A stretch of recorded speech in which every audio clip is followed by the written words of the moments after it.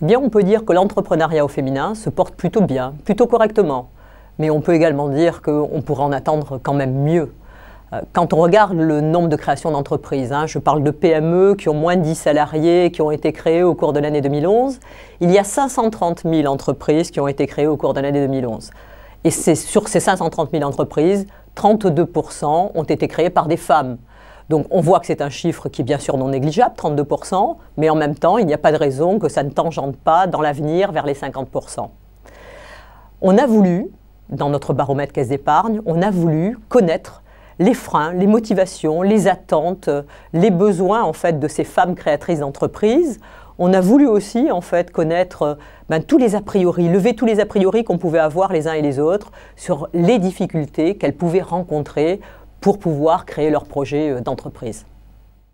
Eh bien, selon l'Observatoire, on constate qu'elles ont à peu près le même âge que les hommes en fait. Elles ont un âge moyen autour de 48 ans. Elles sont rentrées quand même dans la création d'entreprises plus tardivement que les hommes, après 40 ans en général. Elles sont souvent un petit peu plus seules que leur père masculin et elles ont moins d'enfants à charge. En fait, elles attendent d'être un peu plus libérées de toutes les contraintes de la vie personnelle, en particulier les enfants en bas âge, avant de se lancer dans la création d'entreprise. Alors ce qu'on sait également à l'issue de ce baromètre, c'est qu'elles sont quand même plus diplômées de l'enseignement supérieur que leurs collègues masculins, puisque à près de 60%, elles sont diplômées de l'enseignement supérieur, contre un peu moins de 50% pour les hommes. Question essentielle, le financement bancaire, et toutes les femmes en fait se posent la question de savoir si le fait d'être une femme ne va pas les gêner, ne va pas les handicaper pour obtenir un financement bancaire. Les études nous montrent, et notre baromètre nous montre qu'il n'en est pas du tout, ce n'est pas du tout le cas en fait. 59% des femmes créatrices d'entreprises nous disent avoir eu accès à un financement bancaire pour lancer leur projet. Et c'est plus que l'accès des hommes au crédit au moment de la création de leur entreprise, puisqu'ils sont uniquement 51% à nous dire avoir eu accès à un financement bancaire pour lancer leur projet d'entreprise.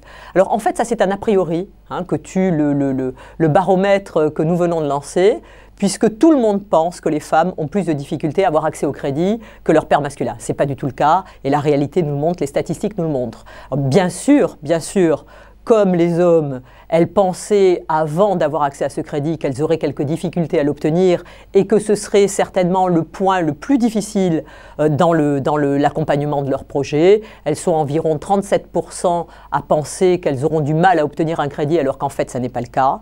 Mais ce qui est très rassurant pour nous banquiers, pour nous la Caisse d'épargne, c'est qu'au bout du bout, plus de 2/3 d'entre elles nous disent qu'elles ont eu en face d'elles un conseiller clientèle, un conseiller banquier qui a écouté leur projet, qui a essayé de le comprendre, qui a voulu les accompagner et qui a identifié les bonnes solutions pour leur projet spécifiquement.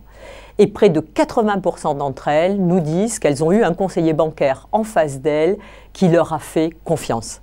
Cette notion de confiance, par exemple pour nous Caisse d'épargne, qui accompagnons énormément de projets d'entreprises en création ou en développement, elle est vraiment essentielle, en particulier pour la création d'entreprises, parce que c'est par la confiance que nous arrivons à accompagner durablement des chefs d'entreprise.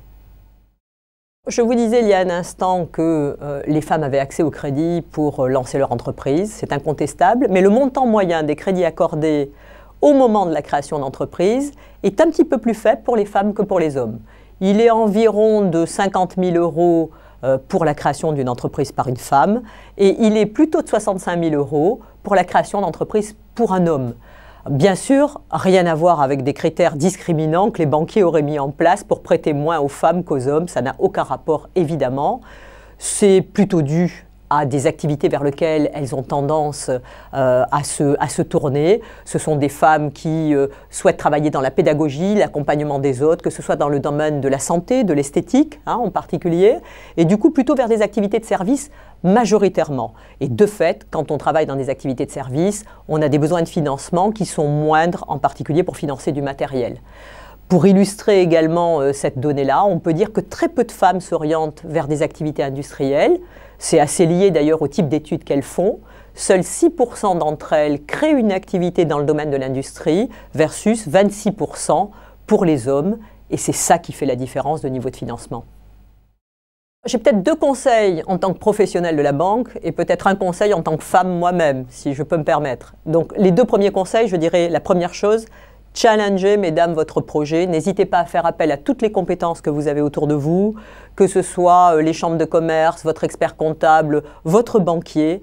Il faut que votre projet soit mûri, il faut en parler et avoir accès aux meilleures informations et aux meilleurs conseils pour pouvoir le finaliser véritablement.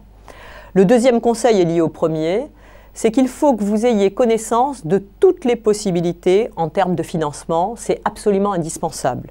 Souvent, ce qu'il manque, c'est le financement pour lancer le projet, la création d'entreprise.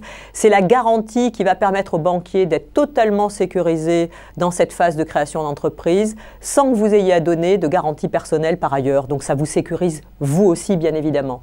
Ces aides, elles sont nombreuses et elles sont souvent méconnues. Elles sont générales pour tous les entrepreneurs, elles peuvent être spécifiques pour les femmes. Il faut savoir que ça existe, des aides spécifiques pour les créatrices d'entreprises. On peut citer par exemple toutes les actions de France Active, d'Initiative France, de la Fédération des pionnières. On peut également citer quelque chose qui est très méconnu par les femmes, seuls 11% ont connaissance de son existence, c'est le FGIF, c'est le Fonds de garantie pour l'initiative des femmes. Donc ne vous en privez pas. Et le dernier conseil que je peux vous apporter moi-même en tant que femme, c'est surtout n'ayez pas vous-même d'a priori sur votre capacité à créer des entreprises. Vous avez pour la plupart d'entre vous les compétences, les diplômes et la motivation pour pouvoir réussir. Donc ayez confiance en vous, lancez-vous. On a aussi besoin de femmes créatrices d'entreprises dans notre pays.